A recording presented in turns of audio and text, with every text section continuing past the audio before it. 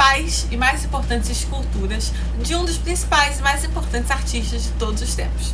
Falei sobre Davi, agora eu vou falar sobre a Pietà de Michelangelo. Se o Davi está em Florença, a Pietà está em Roma, mais precisamente no Vaticano. Vamos falar um pouquinho mais sobre ela depois da vinheta.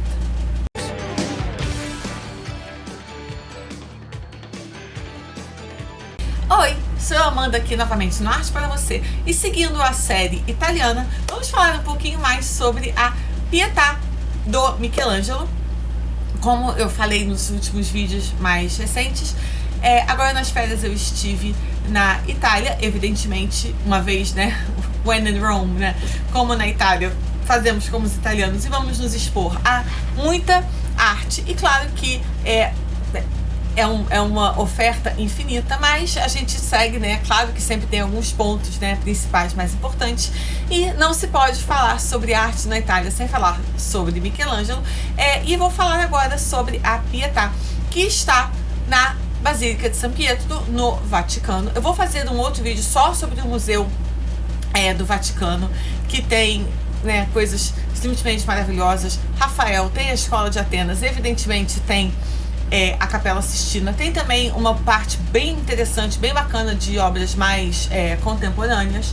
Mas agora vamos nos concentrar aqui na Pietà.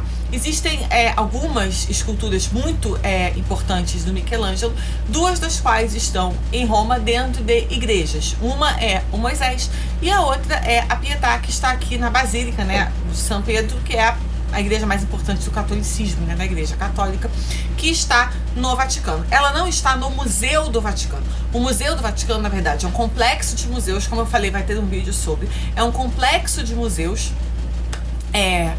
e a Pietà está na Basílica, que é uma outra edificação. As entradas são diferentes, são tudo diferente. Mas como eu falei antes da vinheta, nós temos três grandes, não só três, né, mas entre as muitas obras do Michelangelo nós temos três grandes esculturas, né, o Davi, sobre o qual eu já fiz vídeo, o Moisés e a Pietà.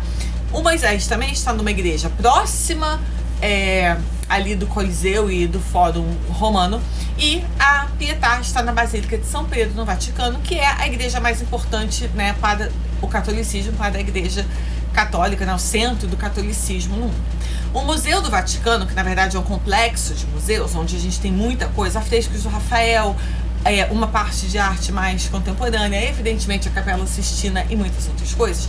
Eu vou fazer um outro vídeo separado, porque esse é um complexo de museus super grande, você tem que comprar um ingresso separado, com hora marcada, é tudo mais complicado.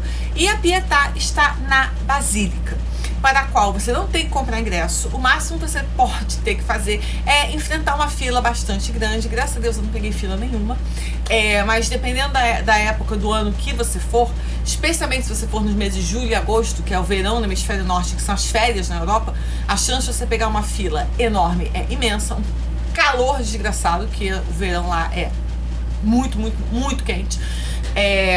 Eu agora, dessa vez, não peguei fila, entramos na Basílica sem maiores problemas. E a Basílica realmente é uma coisa, né, independente da Pietà, é claro que valeria, eu acho que é obrigatório, uma vez que você está em Roma, você está no Vaticano, vê-la, porque é uma construção, né, além de ser, né, a igreja mais importante para o catolicismo, independente, né, de você ser religioso ou não. Não estou nem falando aqui de pessoas que vão em peregrinação ou que vão fazer, né, uma ida ao Vaticano ligada a motivos ou a questões ou a motivações religiosas, né. Estou falando só de quem vai conhecer, né, de quem vai visitar, de quem vai conhecer pela importância do lugar, pela importância histórica, política, social, pela artística, estética, arquitetônica. Então, assim, independente, né, da sua filiação religiosa, da importância da religião, da sua crença na sua vida, né, ou não, assim, não estou nem discutindo isso.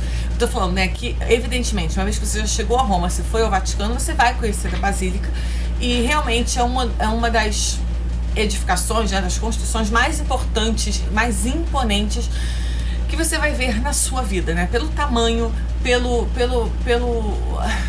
o alcance, a magnitude do projeto, o pé direito infindável.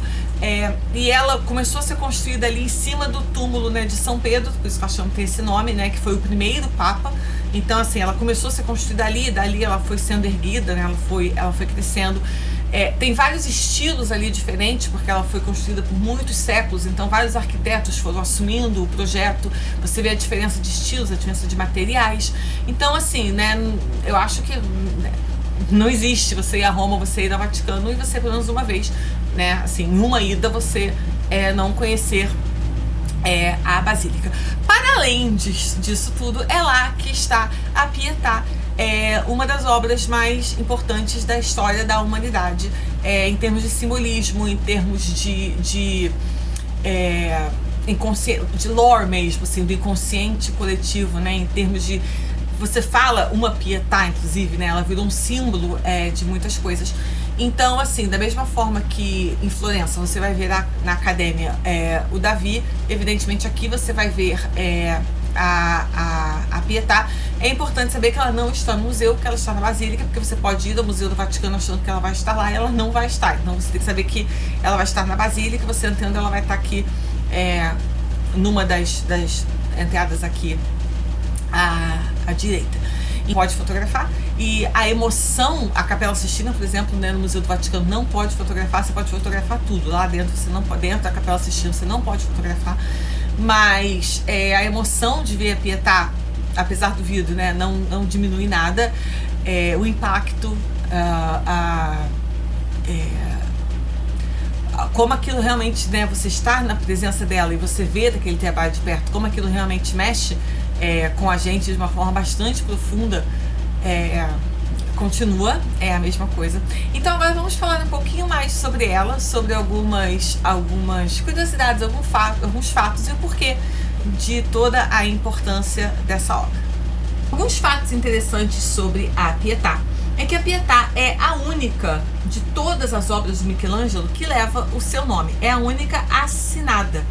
E ele fez isso a posteriori, ele colocou o nome dele, gravou o nome dele lá depois, que ele ouviu uma pessoa que estava vendo a Pietà e que falou que o trabalho era de outro artista. Então depois que ele viu ela ser, né, tipo, mal identificada, ele resolveu então gravar o seu nome ali.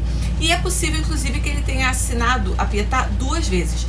Durante um projeto de reparação no início da década de 70, o pessoal que estava fazendo, né, os restauradores, descobriram a letra M gravada na palma da mão esquerda da Virgem Maria. E uma vez que isso estava claramente trabalhado nas linhas, né, da pele da escultura, não tinha sido visto antes. O monograma pode inclusive significar Michelangelo, Maria ou os dois. E apesar de que ele trabalhou em Florença a maior parte da sua vida, o Michelangelo esculpiu a Pietà durante um período de 5 anos que ele passou em Roma e foi encomendada pelo cardeal de Bilieres. Os 4 dedos na mão esquerda da Maria, justamente aquela que tem o M na palma, foram quebrados e restaurados em 1736. Inclusive, ela já saiu de Roma, ela foi para Nova York durante a Feira Mundial de 1964, então ela foi emprestada para passar um período em Nova York, e foi uma das operações de maior, uma operação, né, de segurança das mais complexas da história, levada, né, não é nem uma caixa, né, sei lá como é que é o nome disso, uma proteção, né, com 2,5 camadas de vidro à prova de balas. Primeira vez que ela saiu de Roma desde que ela tinha sido feita.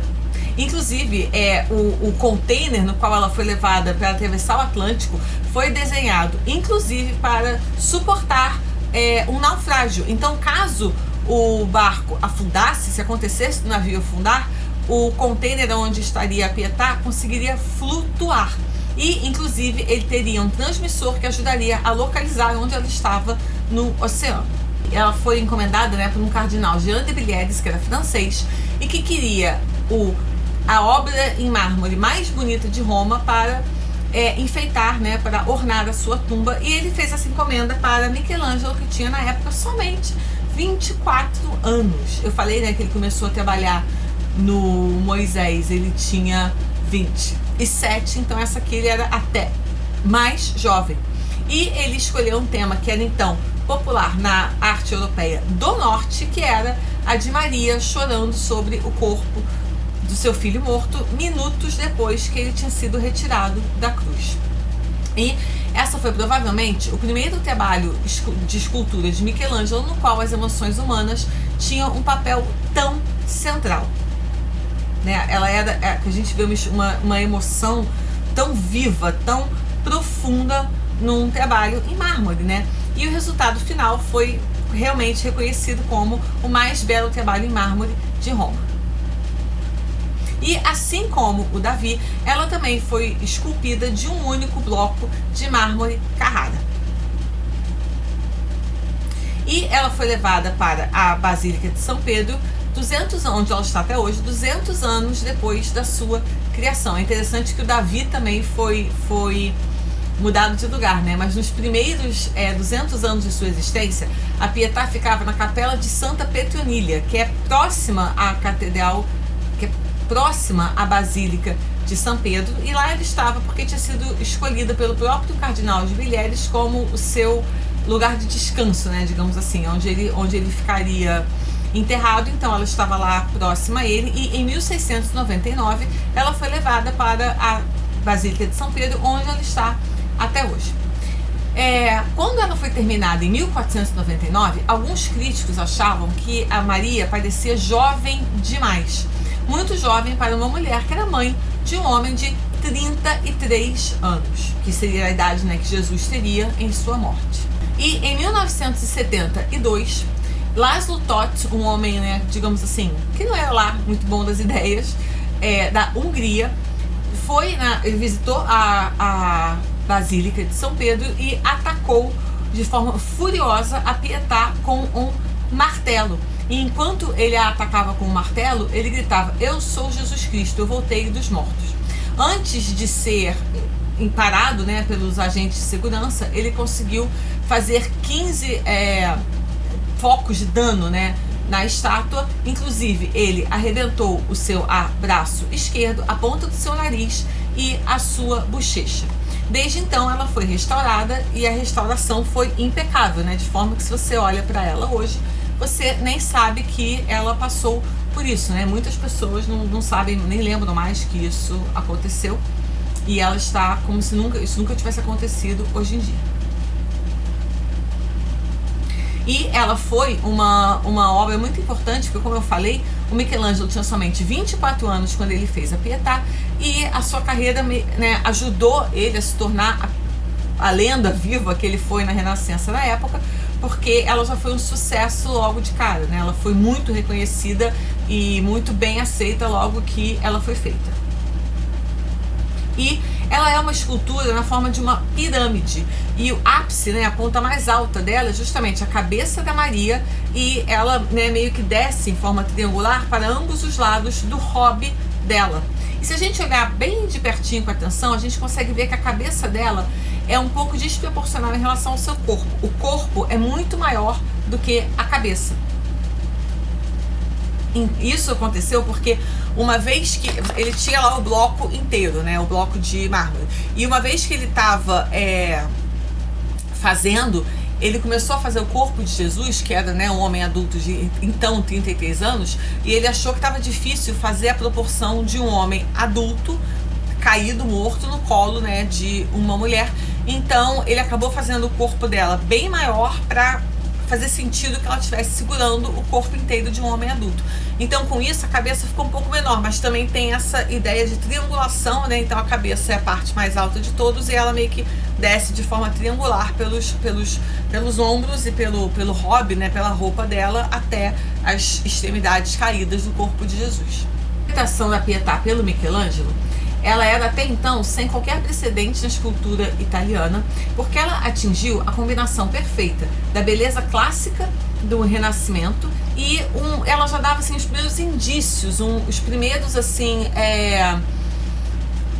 as primeiras direções, né, do que seria o naturalismo que viria depois, especialmente na postura dos corpos, né? Então, assim, já estava apontando para uma postura naturalista, né, dos corpos na escultura. E o seu Davi, que é posterior, já é mais representativo, de uma forma mais completa, da postura naturalista, dando ênfase, né, à postura natural do corpo humano ali, né, numa forma escultural, digamos assim. Já a estrutura piramidal da Pietà ainda é um reflexo da beleza, dos ideais de beleza clássica da Renascença. Quando ela sofreu aquele ataque do homem húngaro, né, do Todt, que inclusive era arqueólogo, ele causou um dano bastante grande à estátua, e um comitê foi reunido, digamos assim, para decidir se ele deveria ser perseguido criminalmente ou não, né? Se aquilo seria considerado uma ofensa criminal ou não.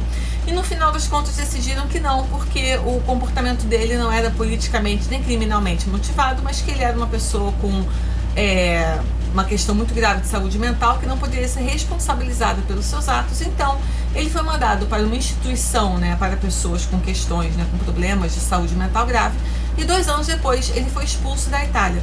Mas uma coisa curiosa é que, uma vez que a estátua foi muito, né, depredada por ele, as autoridades decidiram consertá-la. Porém, essa restauração acabou causando uma grande controvérsia e existiam 3 correntes principais que debatiam o que deveria ser feito em relação a ela. Uma corrente achava que nada deveria ser feito e que deveriam deixá-la quebrada mesmo, e que isso refletiria a violência da sociedade. Outra achava que deveria sim consertar, mas deixar alguns vestígios, né, dos danos causados, para as pessoas que fossem ver a partir daquele momento soubessem que aquela era a estátua, lá ela estava, mas que ela tinha passado por esse ataque, que ela tinha sido muito deteriorada e depois ela tinha sido consertada.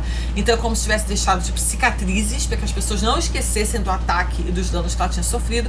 E uma terceira corrente que dizia que não, que deveria ser feito o conserto mais perfeito possível, para que posteriormente, uma vez que a restauração fosse feita, as pessoas nunca nem tivessem sabido que aquilo tinha acontecido em algum momento. Essa acabou sendo a corrente vencedora, e se você for ver lá hoje, você não vai perceber realmente que teve nada. Eles conseguiram fazer uma restauração como se esse ataque nunca tivesse acontecido.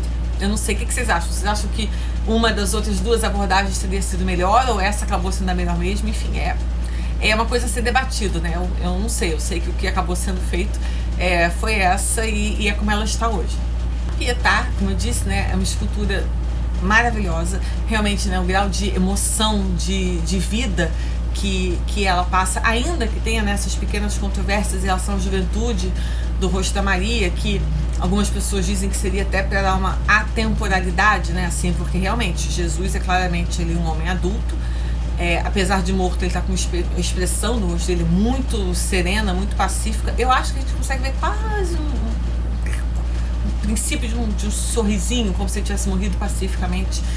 E a expressão dela, né, é até difícil pôr em palavras, mas que ela representaria, então, né, a maternidade como um todo, todas as mães, né? Então, por isso, talvez ela precisasse ter uma idade específica, ou não necessariamente estar envelhecida por causa do filho adulto. Então teria um quê de imaterialidade, né, naquela mulher, até um rosto que aproxima até de um rosto de um anjo, né, quase assim, até essa juventude que talvez fosse anacrônica para a idade que ela teria, né, uma vez, ainda que a gente pensasse que ela pudesse ter tido um filho muito jovem pelas questões da época e tarará, mas ainda assim teriam se passado 33 anos, né, do ato do nascimento. Então, realmente, ela é muito maravilhosa. Espero que todo mundo tenha a oportunidade de vê-la pelo menos uma vez. Espero que vocês tenham gostado desse vídeo. Como sempre, peço de novo o like e que se inscrevam no canal, e aceito, como sempre, sugestões de outros vídeos, e aguardo vocês no próximo. Tchau!